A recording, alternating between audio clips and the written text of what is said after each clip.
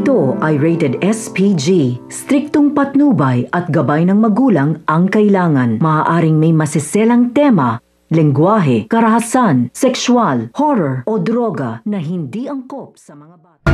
Sa paglaya nga nito ni Tanggol ay hindi nga siya masaya dahil na nga rin sa hindi nga niya kasama itong ang mga kaibigan nga niya. Sa kabila naman nga nito ay gagawa naman nga raw siya ng paraan upang sa gayon maging mayaman nga siya. At kapag nangyari nga yun ay kukuha siya ng magaling na abogado upang matulungan ng lahat ng mga kaibigan nga niya na makalaya na at makasama niya na nga sa labas nga.